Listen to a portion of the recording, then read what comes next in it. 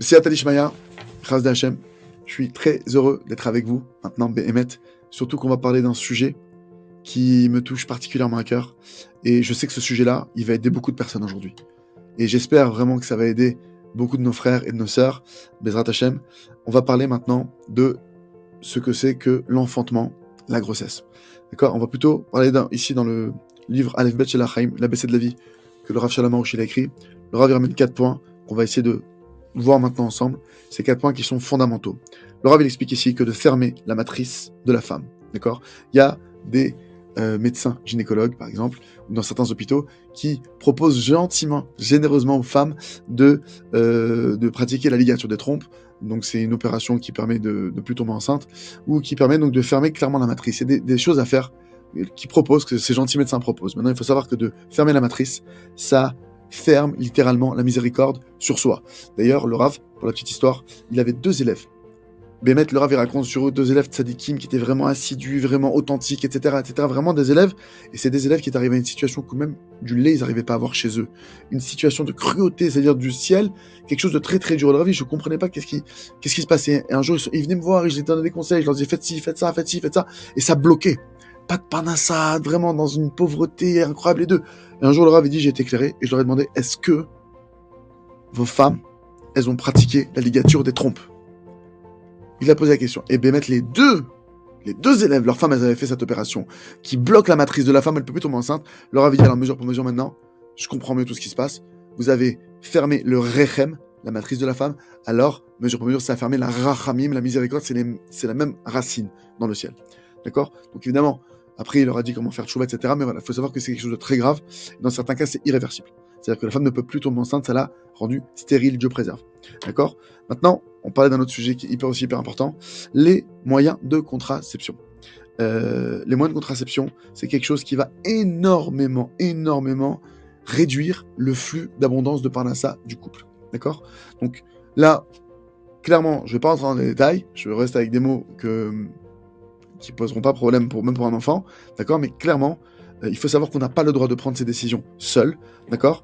Et ce qui amène au 3e point, c'est que justement, c'est interdit de prendre un moyen de contraception, quel qu'il soit, sans avoir posé la question auprès d'un moré ora, un rave apte à trancher ce genre de loi. Pas tous les rabbanim sont aptes à trancher ce genre de loi. C'est un rave qui est expert en la matière, d'accord, dans ce domaine. Et pour la petite histoire, j'ai deux amis, personnellement, deux personnes que je connais qui sont venus me voir, qui avaient des problèmes de parnassa sérieux.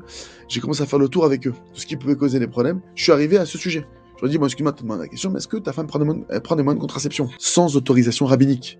Encore une fois, s'il y a une autorisation rabbinique d'un rave compétent en la matière, aucun problème. Il a vérifié le cas, il y a des lois, il y a d'alachot, il y a des cas qui le permettent.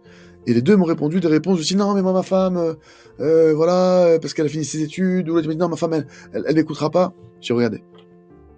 Je donne le numéro d'un Dayan, un juge, vous l'appelez. Et bien, il va vous guider. Et donc, le premier mec qui j'ai dit ça, finalement, sa femme, elle a parlé avec le Dayan, avec le juge, etc. Ils ont trouvé un éther, et elle a pu continuer à prendre les moyens de contraception, mais avec le éther du juge. Moins de 48 heures après, mon ami qui était en grande difficulté financière, il a trouvé le métier qu'il rêvait d'avoir et a un salaire très élevé. Maintenant, le deuxième ami dont je vous parle, c'est des mois plus tard. Il me raconte en fait comment ça a démarré, il me raconte qu'il a une affaire, c'est un businessman qui était bloqué, etc. Il me dit, je comprends pas, et moi je commence à rentrer avec lui, je le questionne pour essayer de voir qu'est-ce qui peut bloquer cette affaire. Il y avait quelque chose de pas logique. Il m'a dit, j'ai le produit, j'ai le client, on n'arrive pas à le faire, ça bloque. Et je suis arrivé à ce point-là, je lui ai dit, écoute, je suis pas prophète, t'appelles le Rav, il trouve une solution, dans 48 heures, ton affaire elle se débloque. Ça n'a pas loupé, 48 heures après, je sais pas combien d'appels d'absence sur mon téléphone. Il m'a dit, mais comment tu as fait? Alors moi, j'ai rien fait. Mais j'ai juste constaté que cette chose-là, ça bloque énormément la parnassa. Donc, vous savez, on court du matin au soir après l'argent. Entre guillemets, les gens, ils veulent travailler, le travail, la vada, la parnassa, c'est important. Ils font des heures sup, etc. Il y en a qui ne voient pas leur famille, il y en a qui ne voient pas leurs enfants, il y en a qui se coupent de tout.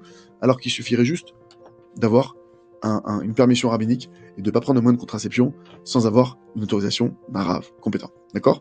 Dernier point, il faut savoir que, à ceux qui disent, oui, mais non, les enfants, ça coûte trop d'argent, ça coûte trop cher, etc., etc., il faut savoir que ça, c'est un principe des Mouna. Chaque enfant, il amène avec lui sa propre parnassa. C'est-à-dire que maintenant, tu as 3 enfants, bah, tu as un budget. Tu rajoutes un enfant, le budget, il grandit. Hachem, il a prévu un budget pour cet enfant. C'est pas nous qui nourrissons nos enfants. C'est pas nous qui nous nourrissons. C'est Hachem qui nous nourrit. Faut être clair avec ça. Celui qui croit que c'est lui qui se nourrit lui-même et qui nourrit ses enfants, il se trompe, il se fourvoie, c'est un shaker. Moi, mon travail à moi, c'est de remplir ma spiritualité et ceux de mes enfants. Et le travail de mon créateur, entre guillemets, lui, il s'occupe de ma matérialité. D'accord? Comme il dit Rav Yechaim Ben Chetrit, qui de longue vie, que voilà, le rôle d'Hachem, lui, Hachem te dit, je m'occupe de ta matérialité, occupe-toi de ma spiritualité. C'est un deal, il faut être clair. Donc, à tous ceux qui s'imaginent que non, les enfants ça coûte trop cher, c'est une bêtise qui est sans nom, d'accord? Bezrat Hachem, que si c'est votre cas, vous faites les choix maintenant, et on change maintenant, on décide de changer, et Bezrat Hachem, on a d'autres enfants, qu'on s'empêche pas d'avoir des enfants pour des bêtises pareilles. C'est le plus grand bien, le plus grand bonheur qui peut y avoir sur cette terre, c'est d'avoir des enfants, qui sont dans le droit chemin. Alors, je souhaite à tous d'avoir des enfants, tzadikim, kedoshim ou teorim. Amen, chazak, venit chazak.